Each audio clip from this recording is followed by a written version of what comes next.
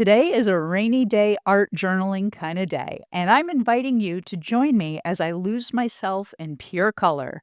I'm going to share a few techniques that I have not shared before and see where my hands take me. I'm Jackie Bernardi, and welcome to my studio. I asked you all in the last video if you would like me to show you other ways in which I use the color cubes, and you said yes. So today I'm going to share with you another way in which I use them, and that is to use them for color inspiration, right? So today I am not going to be using the colors that I pick to replicate any of the images on the color cubes. What I'm doing is getting a feel for a colorway that feels good for me on this super rainy day in Southern California. Now, I don't know why, but the color that came to me today was working with purples, right? I don't work with purples very often, but I was just feeling it. And these cards that I collected throughout the various cubes seemed to fit the mood that I was in.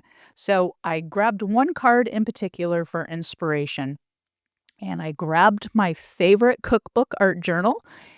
For those of you that don't know about my cookbook art journal, it's just a cookbook that is square. It's the perfect size for me for art journaling. The pages are thick and glossy and they hold up to a lot. And I love using it to make art, journal art, right? So I'm going to start off with some Prussian blue hue. Uh, I just want to get some paint down on the page. I just want to get started so I don't overthink anything in this process. I love it when it rains here. It calms me down. It makes me, I don't know, it's romantic. I don't know what it is about the rain. I grew up in Syracuse, New York, where it just rained all the time, and I didn't appreciate the rain then. I do now. So when I have a day like this, my favorite thing to do is just open up a journal and just see what happens.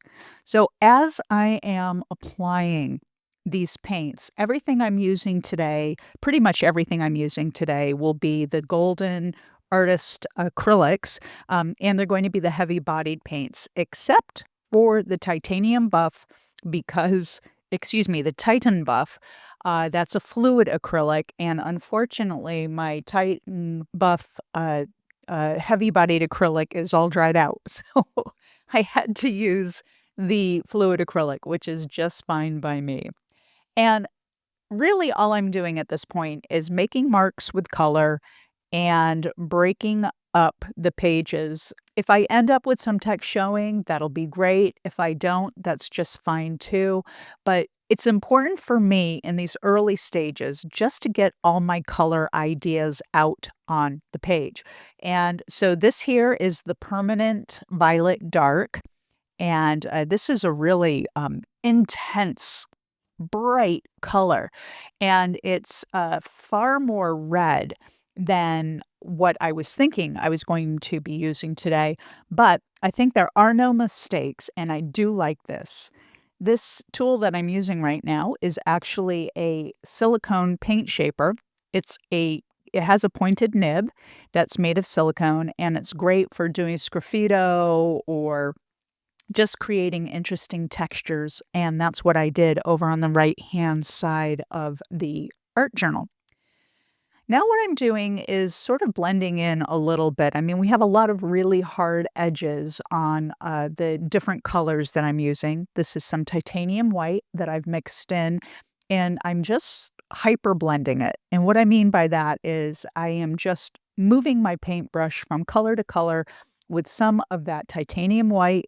There's Titan buff in there, there's the purples in there, and even the Prussian blue, and just letting them blend out as they go.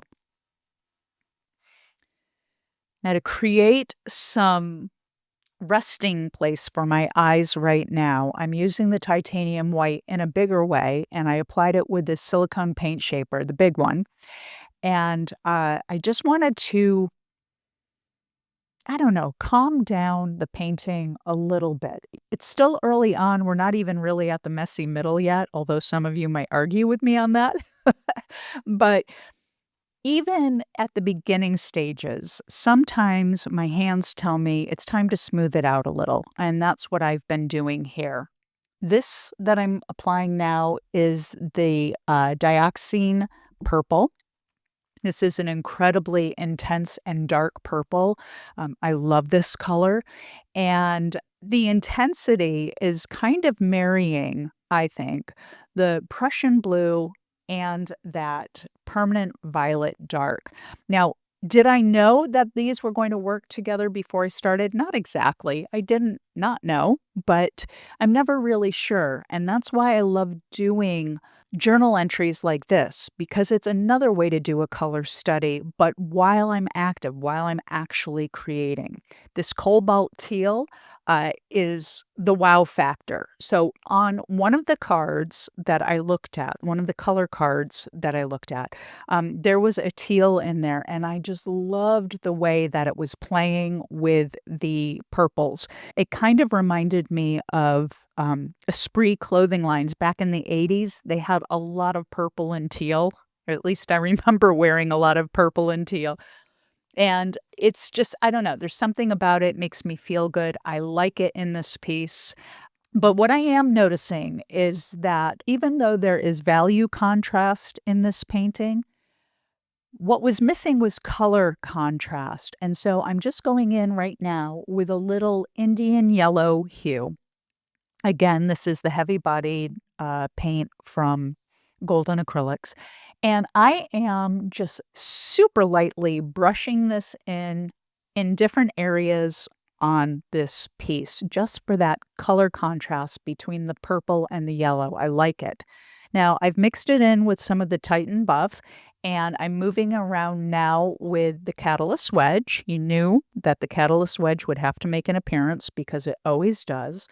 And I'm just kind of you may have seen my video, a month or so ago on skip rolling, on the gel plate.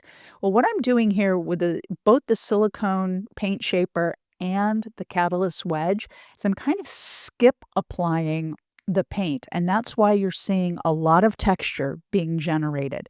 I'm not smoothly applying this at this point. I am just kind of skip pressing it into the other paints, so I get that really gorgeous textury mm, I don't know what to call it really, I just love it, and, it feels good, alright? So, putting in a little more of that Prussian blue and rolling it out. Now, the reason to roll it out, and you've seen me do this before if you've seen any of my videos, but the reason why I am using the brayer to roll out the color the way that I am in the moment is because it creates this sort of ghosting effect of the color. And as I move through this piece, you're going to see me use the brayer quite a lot. It smooths out the hard edges. It removes some of the color so that that ghost type image occurs. You can see that happening right now with that purple. Um, it just it creates texture, but it calms down the texture at the same time, and at this stage of this piece, I'm really loving it. I would call this sort of the messy middle right now. I'm loving the way this looks, and truthfully, now that I'm doing the voiceover for this, I could have stopped right here and I would have been totally happy with it, but I didn't. I continued on. This is the reason why we work in art journals. It's not the exclusive reason, but it's a great reason to work in art journals because you can go and you can take a piece as far as you want it without the worry of ruining a canvas or a hardwood panel, right? Those are expensive. So using your art journal to explore and experiment is just a fantastic thing to do.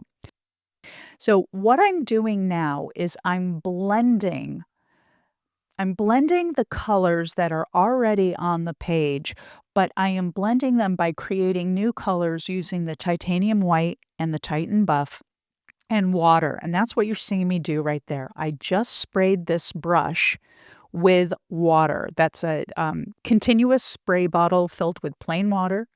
And I wanted the paint to go on a little more loosely, and the reason for that is it creates a much better blending opportunity the more wet it is, right? So again, I'm using the heavy-bodied acrylics, But just by spraying the brush just a tiny bit with water, it's allowing me to make looser movements and also to have the paint thin out more nicely. Like right now, as I'm going over it with the brayer, you still have that sense of history for all the intense colors that were below that lavender that I just put on.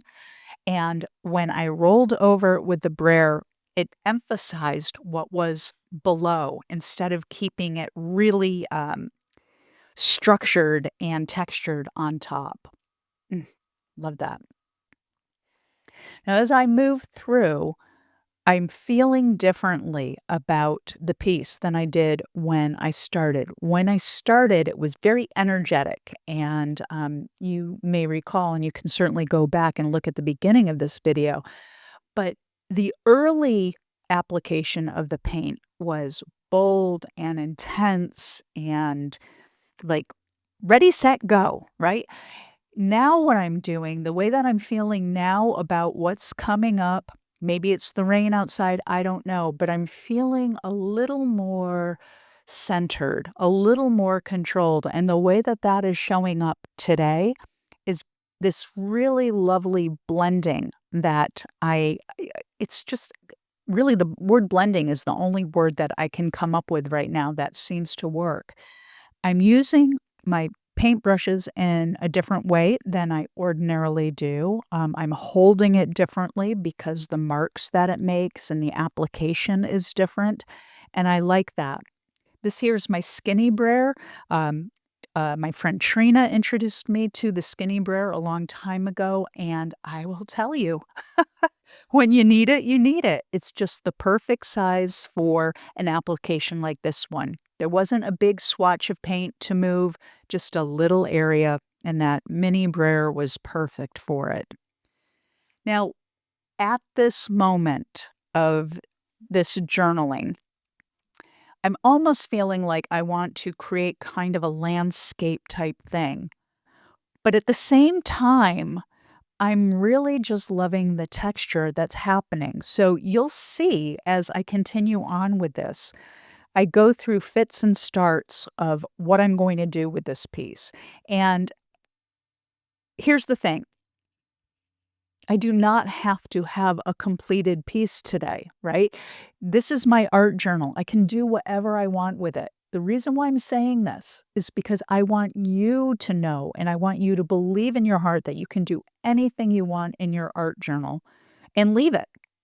Maybe you'll go back to it someday, maybe you won't. I don't know how this is going to end today, but what I do know is that I'm paying attention to how I'm feeling about what's coming up as I'm creating it, right? So, right now with this paint shaper, I'm just kind of skipping over it. I'm creating a little more texture, but subtly in places. And then I'm looking for opportunities to add things like contrast. I'm looking for opportunities to create smoothness, right? Big things, small things.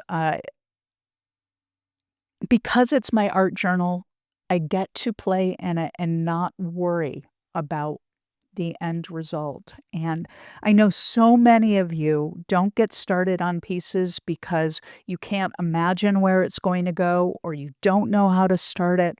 And what I'm encouraging you to do is just open up a journal and just start and let your hands, your mind, your body do what it wants to do. Your art journal is the safest place to do that, right?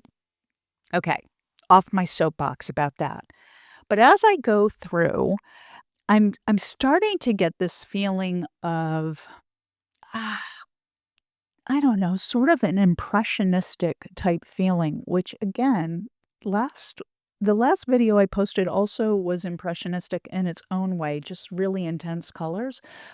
I have to tell you, I don't know if this is a new phase for me or if it's just something that I'm exploring right now. But impressionistic style things are not typically what I do.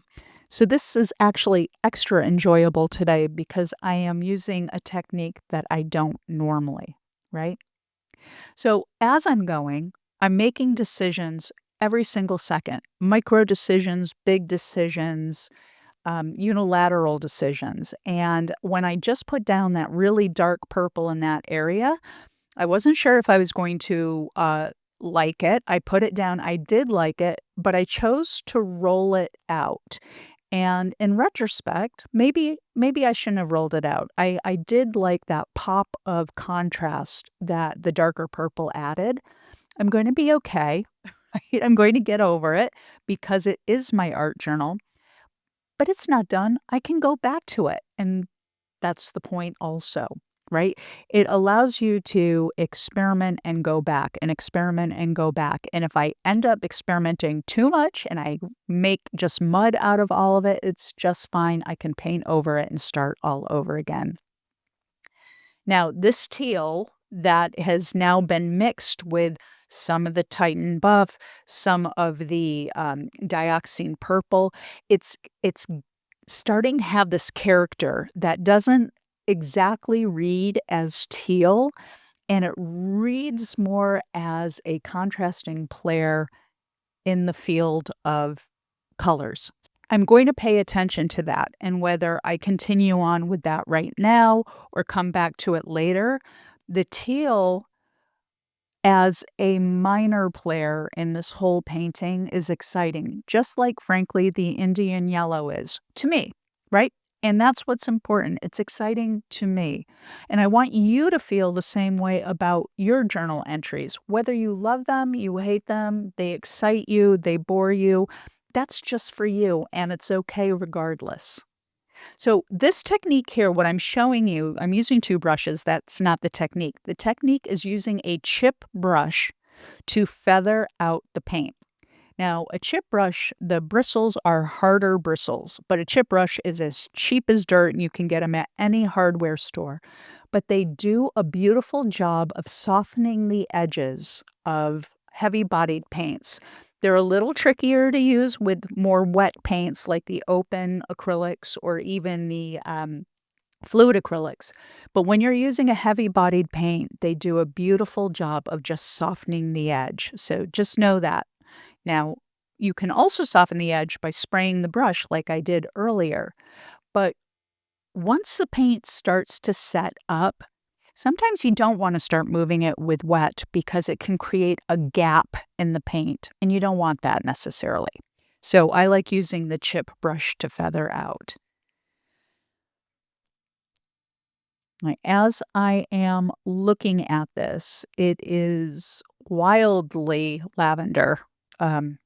Throughout a lot of it. I can still see the texture below in a lot of spaces, but I do feel like I need some grounding contrast. And so I'm going in with the dioxine purple mixed with just a tiny bit of the Prussian blue and laying it into the bottom of these pages and rolling it out so it's not really sharp edges. Now, I could have done this also with the chip brush, but I didn't grab the chip brush. I just grabbed the brayer. I'm okay with that. And I'm also loving that grounding effect that the purple had. So I think I'm at a pretty good stopping point for the moment. I want it to dry so I can see how dark it's going to dry or if it's going to dry lighter. You know, with acrylic paints, they have a mind of their own. So since I'm going to wait a couple hours, I want to pull the colors off the gel plate that I'm using as a palette, right? So I'm going to let this sit for a few hours and then come back and see what we have. All right, I waited a little bit longer than I had anticipated, and it actually dried pretty true to the colors when they were wet. You never know with acrylic paints, they can go either way, but I'm pretty happy with it. So I have the gel plate, and I want to pull the print off it and see what we have there. This is the bonus that you get when you use your gel plate as a paint palette. Your paints stay nice and wet until you don't need them to anymore. You can roll them out or brush them out, and then you can pull beautiful prints like these. I love these. And I actually have an immediate idea for use of these, so stay tuned because that'll come up very soon. I know exactly how I'm going to use these as a matter of fact. But in the meantime, I just want to show you against my brightly brand new white wall. The studio has been painted during the refresh. And so there was the gel prints up against a white wall, so you could really see the intensity. And look at this. I'm very happy with this as a starting point for something else. I have made the decision that it will become something else. I don't know exactly what yet, so I will, of course, film that as well.